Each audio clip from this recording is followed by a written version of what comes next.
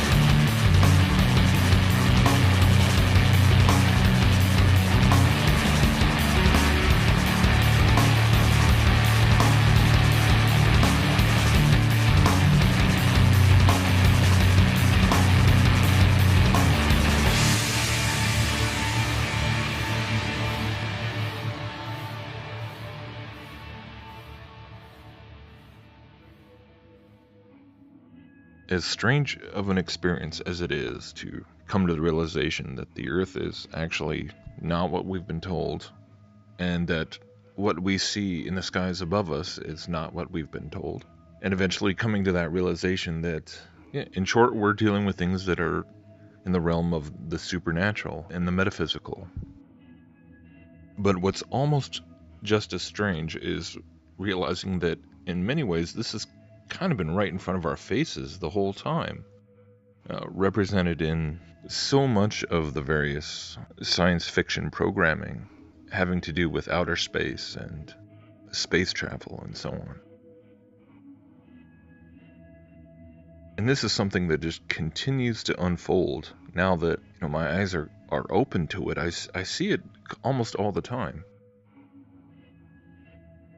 And there's all sorts of various ways that you see the metaphysical aspects of, represented in space travel and in science fiction, kind of manifesting themselves.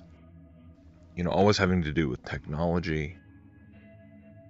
Of course, technology being that which bridges humanity from our current state to sort of a new level of human evolution, a new level of human capability, and so on. But even just on a more archetypal level, I'd suppose we'd have to call it. Just recently I was looking at this little clip of the astronaut tethered to his spacecraft, and suddenly it reminded me of the idea of the astral traveler, the person doing astral projection where they're tied by this silver cord to their body. And that again was a connection that I hadn't thought of before, but it's kind of amazing when you actually start to really look into the issue of astral projection, which is an occult practice that is increasingly common. And I mean, you can look up videos on YouTube on how to do astral projection, and the visuals you're looking at right now are actually part of an instructional video it's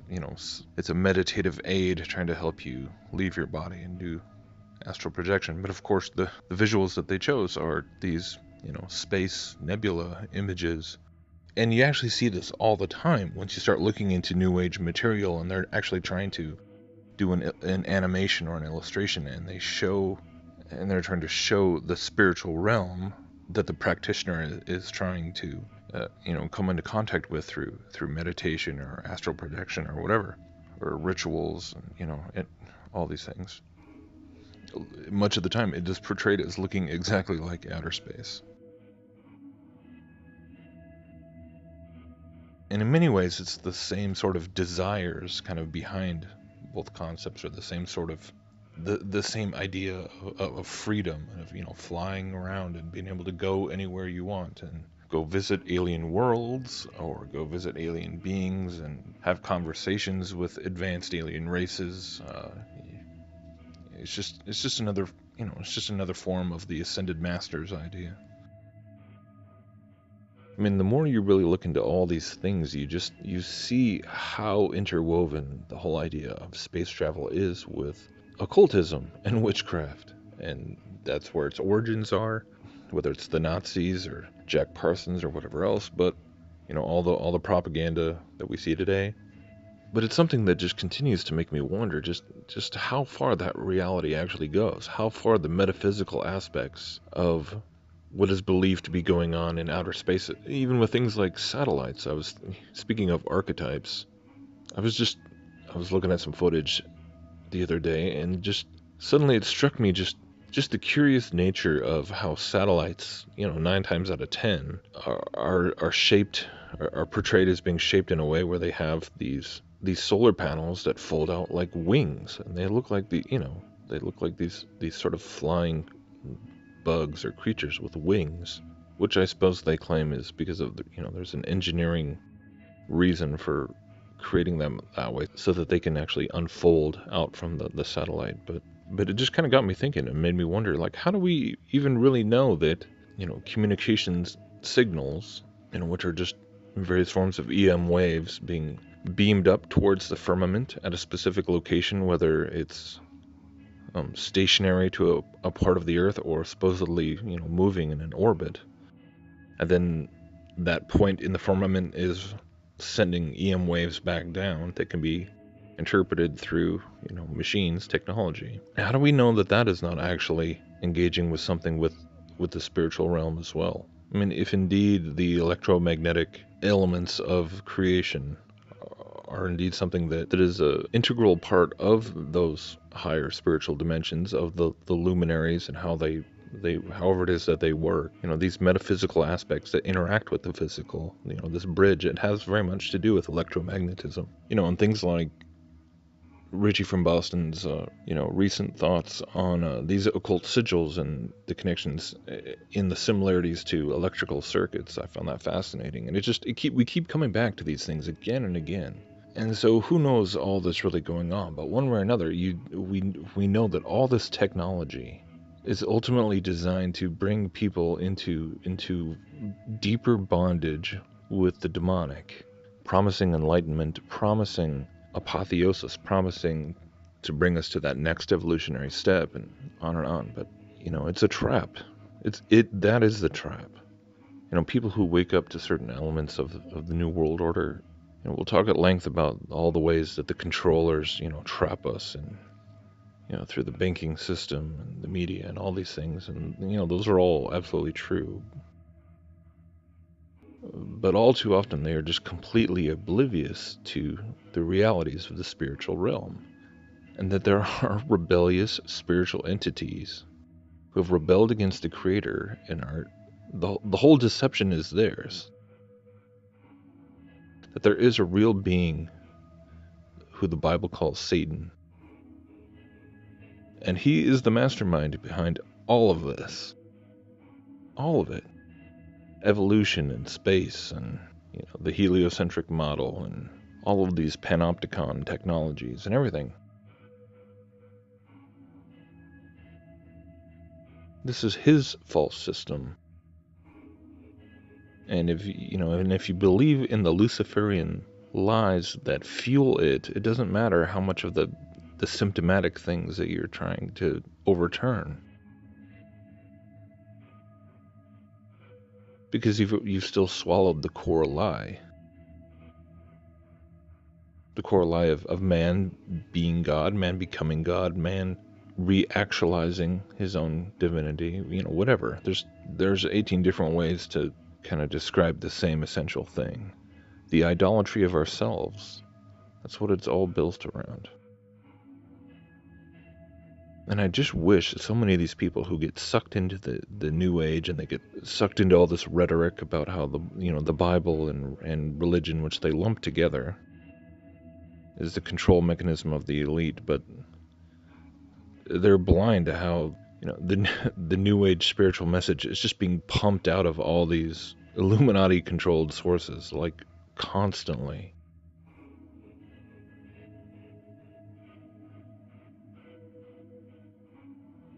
And this is the message that they preach. And you're still buying it.